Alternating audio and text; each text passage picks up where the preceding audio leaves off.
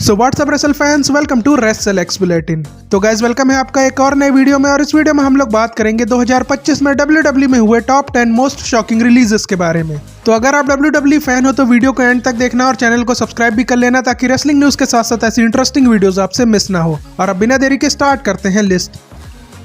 List में number 10 पर नाम आता है कार्लिटो का, जिनका कॉन्ट्रैक्ट खत्म होने के पहले ही WWE ने उन्हें निकाल दिया था। ऐसा इसलिए क्योंकि उन्होंने अपनी कॉन्ट्रैक्ट डिटेल को सोशल मीडिया पर शेयर करके WWE का रूल ब्रेक कर दिया था, जिसमें कार्लिटो की कोई गलती नहीं थी, क्योंकि कार्लिटो को पहले से ही पता था कि WWE उन्हें नया कॉन्ट्रैक्ट नहीं देने वाली। और कार्लिटो ने जब इस न्यूज को शेयर किया तो ये WWE फैंस और जजमेंट डे मेंबर्स के लिए काफी ज्यादा शॉकिंग न्यूज थी, क्योंकि कार्लिटो को WWE लगातार जजमेंट डे के बैक स्टेज सेगमेंट में बुक करती थी। लेकिन पता नहीं WWE को अचानक क्या हुआ, उन्होंने कार्लिटो को अचानक से फायर कर दिया, जो कि WWE का काफी ज्यादा शॉकिंग मूव था।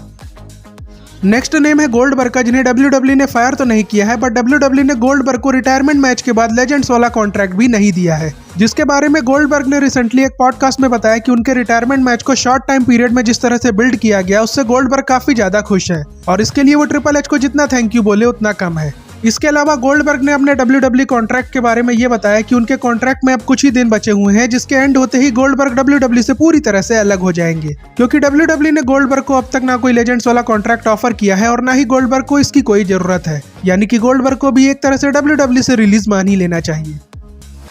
लिस्ट में अगला नाम है जीजी डॉलन का, जो NXT की ब्रेकआउट सुपरस्टार्स में से एक थी, और WWE जीजी डॉलन को NXT पर एक तगड़ा सुपरस्टार बनाने के लिए पुश भी कर रही थी। लेकिन पता नहीं अचानक ऐसा क्या हुआ कि WWE ने जीजी डॉलन जैसे यंग टैलेंट को फायर कर दिया, जिससे सभी फैंस शॉक हो गए थे। और इसके बाद जब शॉन माइकल्स से इस मास फायरिंग के बारे में पूछा गया तो शॉन माइकल्स ने कहा कि NXT के टैलेंट्स को लेजी होने की वजह से फायर किया गया है। जिसमें कितनी सच्चाई है ये तो कभी जीजी डॉलन किसी पॉडकास्ट शो में आएंगी तो ही हम लोगों को पता लग पाएगा।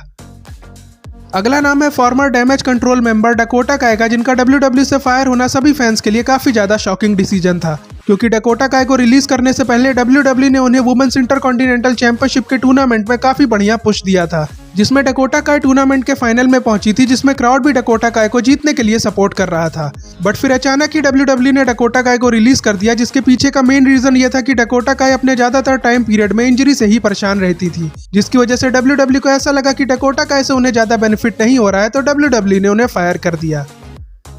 अगला नाम है कार्मेला का, जिनका WWE से रिलीज होने वाली न्यूज पर फैंस विश्वास नहीं कर रहे थे, क्योंकि कार्मेला भी बेकी लिंच, बेली और शार्लेट की तरह वुमेन्स इवोल्यूशन का पार्ट थी, और वो काफी जल्दी फीमेल डिवीजन की one of the most popular star भी बन गई थी, जिसकी वजह से विंस मैकमैन कार्मेला को बढ़िया पुश भी देते थे। लेकिन ट्रिपल एच एरा स्टार्ट होते ही कार्मेला ने प्रेगनेंसी की वजह से लीव ले ली थी, जो कि उनकी काफी बड़ी गलती थी, क्योंकि ये लीव इतनी लंबी हो गई कि कार्मेला को WWE ने फायर कर दिया, जो कार्मेला ने खुद भी एक्सपेक्ट नहीं किया था, क्योंकि उनके हस्बैंड कोरी ग्रेव्स स्टिल WWE के साथ काम कर रहे हैं, और इन दोनों के ही WWE के साथ काफी बढ़िया रिलेशन भी है, जिसकी वजह से कार्मेला के रिलीज होने वाली न्यूज को सुनकर फैंस को काफी बड़ा झटका लगा था।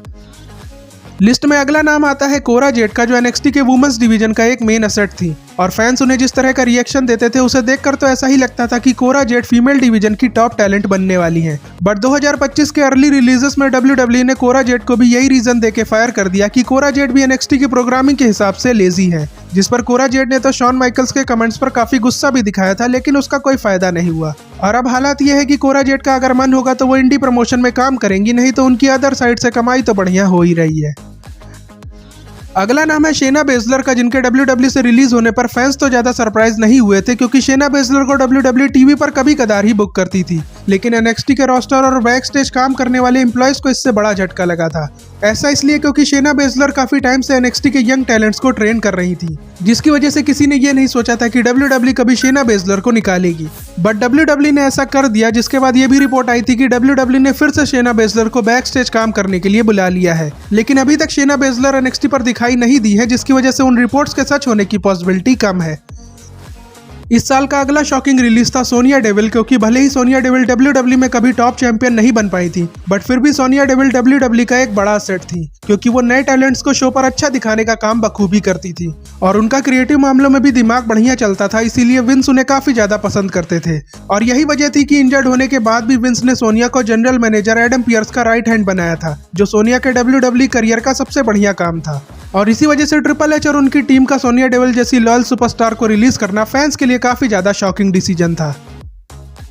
लिस्ट में सेकंड लास्ट नाम आता है ब्रॉन स्ट्रोमैन का, जिनके WWE से रिलीज होने की न्यूज को फैंस सच नहीं मान रहे थे, क्योंकि किसी ने यह एक्सपेक्ट नहीं किया था कि जेकब फाटू और ब्रॉनसन रीड के साथ इतने बढ़िया मैचेस देने के बावजूद WWE ब्रॉन स्ट्रोमैन को फायर कर देगी। और जब WWE ने ब्रॉन को रिलीज करने का रीजन बताया तब तो फैंस और भी ज्यादा सरप्राइज हो गए थे, क्योंकि WWE ने ब्रॉन को सिर्फ इसलिए रिलीज कर दिया क्योंकि ब्रॉन स्ट्रोमैन अपने कॉन्ट्रैक्ट के पैसे कम नहीं करना चाहते थे, जो कि मेरे हिसाब से ब्रॉन स्ट्रोमैन का सही डिसीजन था, क्योंकि एक तरफ तो ट्रिपल एच एक ही ब्लड लाइन के पूरे खानदान को कॉन्ट्रैक्ट देते चले जा रहे हैं और दूसरी तरफ वो WWE को घाटे से बचाने के लिए ब्रॉन स्ट्रोमैन जैसे हार्ड वर्किंग बंदे के पैसे कम करने की बात करते हैं, जो कि काफी ज्यादा गलत बात है। और शायद इसी वजह से ब्रॉन स्ट्रोमैन भी WWE से फ्रस्ट्रेटेड हो गए थे।